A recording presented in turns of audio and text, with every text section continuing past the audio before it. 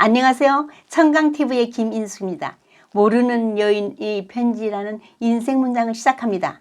요중 시절 바이올린 레슨을 마치고 부산 광복동 거리 한 서점에서 슈테반 츠바이크의 모르는 여인의 편지라는 소책자의 제목이 눈에 들어와 부피도 작고 가격도 저렴해 구입했죠. 사춘기 시절의 저와 주인공의 입장이 동병상련의 마음이었을까요?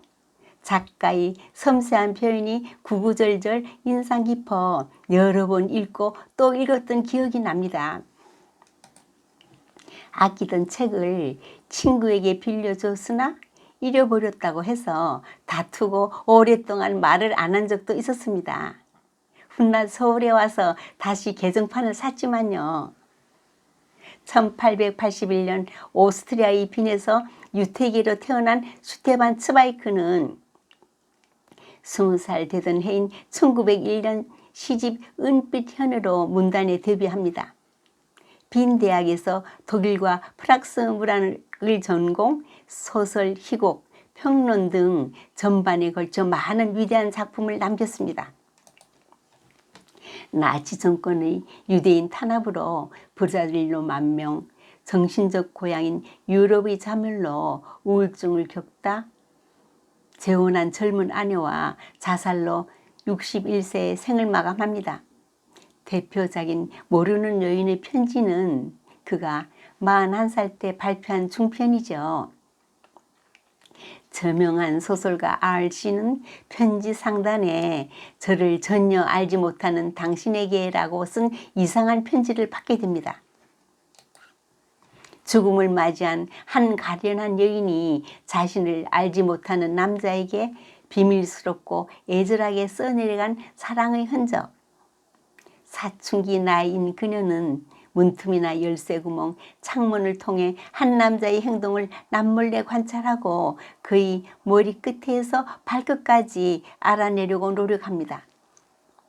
기나긴 세월을 헌신적인 사랑으로 자신의 모든 것을 바친 그녀지만 남자의 기억 속에는 절대적으로 무관심의 예언이었습니다. 작가는 사랑이라는 감정이 어떻게 인간을 집착하게 만들고 때로는 파멸로 이끄는지를 섬세하게 표현했습니다. 여자에겐 계획된 만남이나 남자에겐 우연한 상황에서 일회성의 관계로 3번을 동침합니다. 여자는 남자와 첫 관계였고 임신을 합니다. 집을 나와 몰래 아이를 낳습니다. 많은 남자들에게 아름다움의 칭송을 받는 그녀는 고급 매춘부로 몸을 팔아 가면서 아이를 최고의 환경에서 교육하며 지극정성껏 키우지만 아이는 죽고 자신의 죽음도 멀지 않음을 예감합니다. 어제 제 아이가 죽었습니다. 안타깝게도 당신은 그 가련한 아이를 온 세상에 맑고 행복한 빛을 던지며 미소 짓는 사랑스러운 모습을 보지 못하셨습니다. 당신을 꼭 닮은 아이를. 당신이 오셨을 때 저는 겨우 13살 난 어린 아이였고 지금 당신이 살고 있는 바로 그 집에 살고 있었습니다. 16년 전 당신은 기억조차 하지 못할 옛날의 일. 당신은 제 인생을 완전히 바꾸어 놓았죠. 밤늦게까지 수많은 책을 읽었는데 그것은 단지 당신이 책을 좋아한다는 것을 알았기 때문이죠. 우리 가족은 인스부르크로 이사를 갔고 집과 함께 저희 인생이 송두리째 허물어져 가는 것을 그저 바라보고만 있었습니다. 어느 날 저녁 당신 집 앞을 서성거리며 비굴하게 당신을 기다리고 있는 제 자신을 발견했습니다. 당신의 문 앞에서 저희 온 생애를 서성거려 왔듯이 말입니다.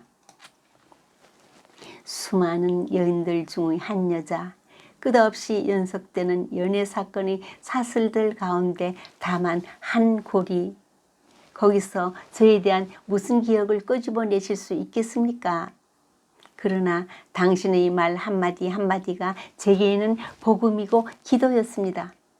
그 가슴 벅찬 순간이 제 인생에서 무엇을 빼앗아 갔는지 당신은 결코 이해할 수 없을 것입니다. 해마다 당신 생일이면 흰 장미꽃 다발을 보냈는데 그 꽃병은 앞으로 늘 비어 있겠지요. 1년에 한 번 당신 곁을 맴돌던 그 가냘픈 숨결, 생명의 여린 입김도 이젠 영영 사라지겠지요.